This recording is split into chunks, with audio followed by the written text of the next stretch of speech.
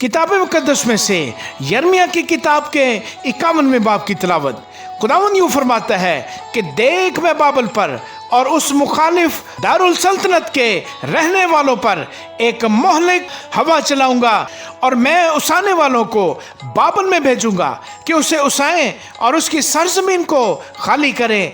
यकीनन उसकी मुसीबत के दिन वो उसके दुश्मन बनकर उसे चारों तरफ से घेर लेंगे। उसके कमानदारों और जीरापोशों पर तीर अंदाजी करो, तुम उसके जवानों पर रहम न करो, उसके तमाम लश्कर को बिल्कुल हलाक करो। मकतूल कसदियों की सरजमीन में गिरेंगे और छिदे हुए उसके बाजारों में पड़े रहेंगे, क्योंकि इसराइल और यहूदा को उनके खुदा रब्बुल अफ़वाज ने तर्क नहीं किया, अगरचे इनका मुल्क इसराइल के कदूस की नाफरमानबरदारी से पुर है। बाबुल से निकल भागो और हर एक अपनी जान बचाए, उसकी बदकिरदारी की सजा में शरीक होकर हलाक ना हो, क्योंकि ये खुदावंद के इंतकाम का वक्त है, वो उसे बदला देता है। बाबल खुदावंद के हाथ में सोने का प्याला था जिसने सारी दुनिया को मतवाला किया, कौमों ने उसकी मैं पी, इसलिए वो दीवाना है। बाबुल यकायक गिर गया और गारत हुआ, उस पर वावेला करो, उसके जख्म के लिए बिलसान लो, शायद वो शिफा पाए। हम तो बाबल की शिफायाबी चाहते थे पर वो शिफायाब न हुआ, तुम उसको छोड़ो, आओ हम सब अपने अपने वतन को चले जाएं, क्योंकि उसकी सजा आसमान तक पहुंची और इफलाक तक बुलंद हुई। खुदावंद ने हमारी रास्तबाजी को आश्कारा किया। आओ हम सयून में खुदावंद अपने खुदा के काम का बयान करें। तीरों को सीकल करो, सिपरों को तैयार रखो। खुदावंद ने मादियों के बादशाहों की रूह को उभारा है, क्योंकि उसका इरादा बाबल को नेस्त करने का है, क्योंकि ये खुदावंद का यानी उसकी हैकल का इंतकाम है। बाबल की दीवारों के मुकाबल झंडा खड़ा करो, पहरे की चौकियां मजबूत करो, पहरेदारों को बिठाओ, कमीन गाहें तैयार करो, क्योंकि खुदावंद ने अहले बाबल के हक में जो कुछ ठहराया और फरमाया था सो पूरा किया। ऐ नहरों पर सुकूनत करने वाली, जिसके खजाने फरावान हैं, तेरी तमामी का वक्त आ पहुंचा और तेरी गारतगरी का पैमाना पुर हो गया। रब्बुल अफ़वाज ने अपनी जात की कसम खाई है कि यकीनन मैं तुझ में लोगों को टिड्डियों की तरह भर दूंगा और वो तुझ पर जंग का नारा मारेंगे। उसी ने अपनी कुदरत से जमीन को बनाया, उसी ने अपनी हिकमत से जहान को कायम किया और अपनी अक्ल से आसमान को तान दिया है। उसकी आवाज से आसमान में पानी की फरावानी होती है और वो जमीन की इंतहा से बुखारात उठाता है। वो बारिश के लिए बिजली चमकाता है और अपने खजानों से हवा चलाता है। हर आदमी हैवान खसलत और बेइल्म हो गया है। सुनार अपनी खोदी हुई मूरत से रुसवा है, क्योंकि उसकी ढाली हुई मूरत बातिल है, उनमें दम नहीं, वो बातिल फेले फरेब हैं, सजा के वक्त बर्बाद हो जाएंगी। याकूब का बकरा उनकी मानद नहीं, क्योंकि वो सब चीज़ों का खालिक है और इसराइल उसकी मिरास का आसा है। रब्बुल अफ़वाज उसका नाम है। तू मेरा गुजर और जंगी हथियार है और तुझी से मैं कौमों को तोड़ता और तुझी से सल्तनतों को नेस्त करता हूँ। तुझी से मैं घोड़े और सवार को कुचलता और तुझी से रथ और उसके सवार को चूर करता हूँ। तुझी से मर्दोजन और पीरो जवान को कुचलता और तुझी से नौखेज लड़कों और लड़कियों को पीस डालता हूँ और तुझी से चरवाहे और उसके गल्ला को कुचलता और तुझी से किसान और उसके जोड़ी बैल को और तुझी से सरदारों और हाकिमों को चूर चूर कर देता हूँ। और मैं बाबल को और कस्तिस्तान के सब बाशिंदों को उस तमाम नुकसान का जो उन्होंने सयून को तुम्हारी आंखों के सामने पहुंचाया है इव्ज़ देता हूँ। खुदावंद फरमाता है, देख खुदावंद फरमाता है, ऐ हलाक करने वाले पहाड़ जो तमाम रोए ज़मीन को हलाक करता है, मैं तेरा मुखालिफ हूँ और मैं अपना हाथ तुझ पर बढ़ाऊंगा और चट्टानों पर से तुझे लुढ़काऊंगा और तुझे जला हुआ पहाड़ बना दूंगा। न तुझसे कोने का पत्थर और न बुनियाद के लिए पत्थर लेंगे, बल्कि तू हमेशा तक वीरान रहेगा। खुदावंद फरमाता है, मुल्क में झंडा खड़ा करो, कौमों में नरसिंगा फूंको, उनको उसके खिलाफ मखसूस करो। अरारात और मिनी और अश्कनाज की ममलकतों को उस पर चढ़ा लाओ, उसके खिलाफ सिपा सलार मुकर्रर करो और सवारों को मोहलिक टिड्डियों की तरह चढ़ा लाओ। कौमों को, मादियों के बादशाहों को और सरदारों और हाकिमों और उनकी सल्तनत के तमाम ममालिक को मखसूस करो कि उस पर चढ़ाई करें।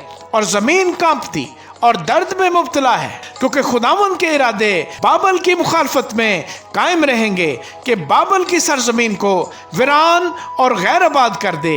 बाबल के बहादुर लड़ाई से दस्तबरदार और कलों में बैठे हैं, उनका जोर घट गया, वो औरतों की मानद हो गए, उसके मस्कन जलाए गए, उसके अड़बंगे तोड़े गए। हर कारे से मिलने को और कासिद से मिलने को दौड़ेगा कि बाबल के बादशाह को इतलाह दे कि उसका शहर हर तरफ से ले लिया गया और गुजरगाहें ले ली गईं और नेस्तान आग से जलाए गए और फौज हड़बड़ा गई। क्योंकि रब्बुल अफवाज इसराइल का खुदा यूं फरमाता है कि दुख्तरे बाबल के लिहान की मानद है, जब उसे रौंदने का वक्त आए, थोड़ी देर है कि उसकी कटाई का वक्त आ पहुंचेगा। शाह बाबल नबूकतरज़र ने मुझे खा लिया, उसने मुझे शिकस्त दी है, उसने मुझे खाली बर्तन की मानद कर दिया, अज़दहा की मानद वो मुझे निगल गया। उसने अपने पेट को मेरी नेमतों से भर लिया, उसने मुझे निकाल दिया। सयून के रहने वाले कहेंगे, जो सितम हम पर और हमारे लोगों पर हुआ बाबुल पर हो, और यरूशलेम कहेगा, मेरा खून अहले कस्तिस्तान पर हो। इसलिए खुदावंद यूं फरमाता है कि देख, मैं तेरी हमायत करूंगा और तेरा इंतकाम लूंगा और उसके बहर को सुखा दूंगा और उसके सोते को खुश्क कर दूंगा और बाबल खंडर हो जाएगा और गीदड़ों का मकाम और हैरत और सुस्कार का बायस होगा और उसमें कोई ना बसेगा। वो जवान बबरों की तरह इकट्ठे गरजेंगे, वो शेर बच्चों की तरह गुर्राएंगे। उनकी हालत तैश में मैं उनकी ज़ियाफत करके उनको मस्त करूंगा कि वो वजद में आए और दायमी ख्वाब में पड़े रहें और बेदार ना हो।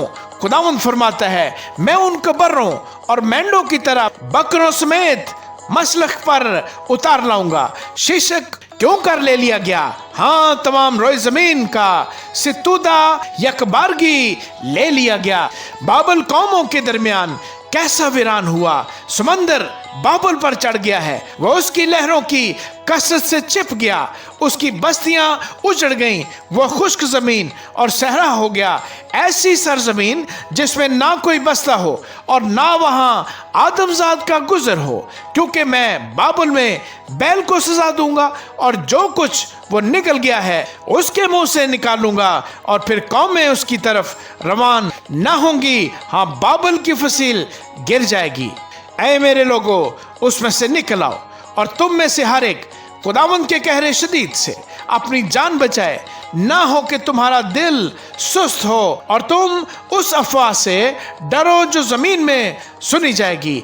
एक अफवाह एक साल आएगी और फिर दूसरी अफवाह दूसरे साल में, और मुल्क में जुल्म होगा और हाकिम से लड़ेगा।